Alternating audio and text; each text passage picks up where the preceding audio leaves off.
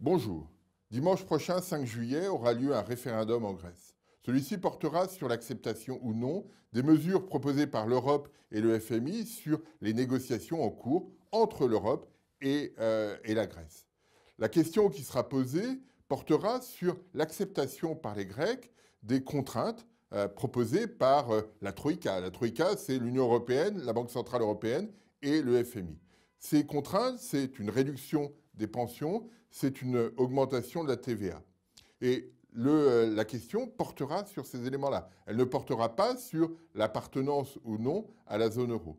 Et dans ce cadre-là, une réponse négative se traduirait par un rejet des propositions faites par cette troïka. Et le gouvernement d'Alexis Tsipras a prôné le vote du non. Il a indiqué très clairement que lui voterait non à ce référendum. Alors, quelle est la problématique? Quelle est la question qui est posée quand on regarde cet environnement? La première, c'est de se dire, voilà, on a eu des négociations depuis le mois de février notamment, et on imaginait que les points de vue grecs et européens, FMI, allaient se rapprocher progressivement. On savait qu'au départ, ces points de vue n'étaient pas compatibles.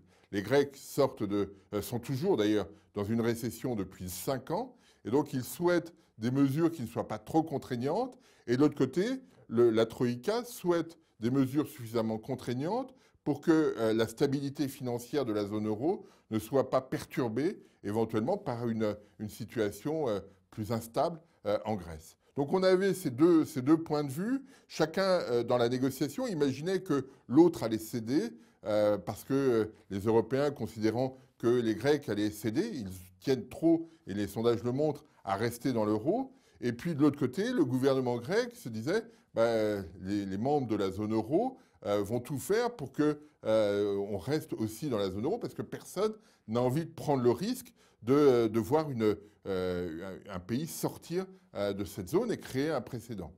Et donc on a été tenu en haleine toutes ces dernières semaines autour de cette négociation. Ça a généré de la volatilité sur les marchés, des inquiétudes d'un peu tout le monde, hein, que ce soit en Europe ou en dehors de l'Europe. Et effectivement, vendredi dernier, les points de vue se sont rapprochés, mais sans réussir à être compatibles. D'où l'annonce qui a été faite par Alexis Tsipras, le Premier ministre grec, d'un référendum qui se tiendra effectivement le 5 juillet. Alors, quelles sont les options aujourd'hui? D'abord, les engagements, la négociation, officiellement, s'est arrêtée le 30 juin à minuit. C'est-à-dire que le 30 juin à minuit, tous les programmes qui étaient négociés entre la Troïka et la Grèce, eh bien, sont arrêtés parce que l'échéance est arrivée. Et donc, la situation est, de ce point de vue-là, extrêmement compliquée. Alors, les Européens ont dit on maintient la porte ouverte pour une éventuelle continuation de la négociation si les Grecs acceptent les contraintes qui sont proposées. Si elles ne les acceptent pas, eh bien, la porte se refermera et on ne peut pas exclure qu'il y ait une sortie de la Grèce de la zone euro. Certains l'ont déjà évoqué. Donc on est dans cet environnement-là. Alors le 30 juin aussi, la Grèce devait rembourser 1,5 milliard, 1,6 milliard au FMI qui ne seront pas remboursés. Donc ça créera une autre tension avec le FMI. Et voilà, c'est cette situation telle qu'on l'aperçoit aujourd'hui. On attend effectivement les résultats du référendum de dimanche prochain. Ça va être quelque chose d'assez compliqué parce qu'on voit bien que pour faire face à cet environnement qui est devenu hostile, le gouvernement, la Banque centrale grecque ont fermé les banques. On est dans une situation de contrôle de capitaux parce qu'on avait vu ces dernières semaines les Grecs se précipiter dans leurs banques, récupérer leur épargne parce qu'ils se disent si effectivement la négociation échoue, le risque de voir la Grèce sortir de la zone euro n'est plus nul. Et de ce fait-là, si on crée notre propre monnaie en Grèce, eh bien, il y aurait une dépréciation très forte de celle-ci. Et mon épargne qui aujourd'hui est en euros, eh bien, si je peux la maintenir en euros, ce sera bien pour moi. Donc chacun s'est précipité pour récupérer des billets, son épargne. Et donc, pour éviter une hémorragie, la Banque centrale grecque a décidé un contrôle des capitaux. Chacun ne peut retirer que 60 € par jour. Et dans le même temps, la Banque centrale européenne, qui alimente la banque centrale grecque en liquidité, a maintenu ces liquidités, ne les a pas accentuées.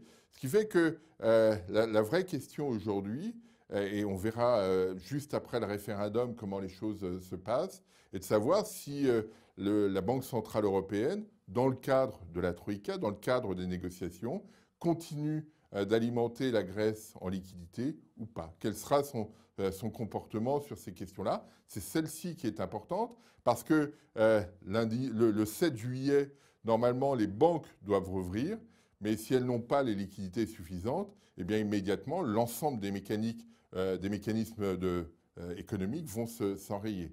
Donc là, il y a un enjeu extrêmement fort et on n'a pas d'idée sur le fait de savoir si les Grecs voteront oui ou voteront non au référendum, mais on voit bien qu'on rentre dans une phase extrêmement tendue et qui serait effectivement probablement très pénalisante pour l'économie grecque si le non l'emportait. Voilà, on en est là aujourd'hui. Pour nous, Européens, est-ce que ça aurait un impact? Probablement. Parce que d'un seul coup, la construction européenne, qu'on avait bâtie pierre après pierre depuis le traité de Rome, même un peu avant, cette construction pierre après pierre, eh bien, devient réversible. On peut retirer une pierre ou un pan de mur de la construction. Et cette situation modifie très sensiblement la perception qu'on peut en avoir. Ça veut dire que si la Grèce sort, pour des raisons qui lui sont propres aujourd'hui, eh bien on peut imaginer que d'autres pays puissent sortir. Et c'est cette situation qui est réellement ennuyeuse parce que bah, on change un petit peu les règles, on change de système. Et donc l'environnement européen ne sera plus tout à fait celui qui était celui de la zone euro.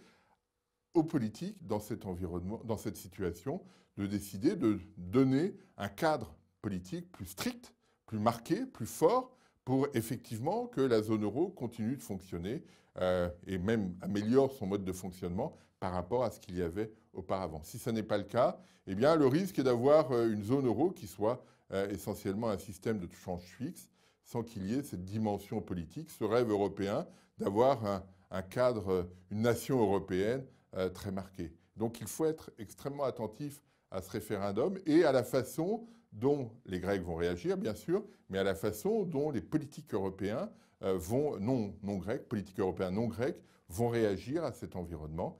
Est-ce qu'on approfondit la construction européenne ou est-ce que c'est une opportunité pour modifier la trajectoire qui était suivie jusqu'alors? C'est là, pour nous, la vraie question. Je vous remercie.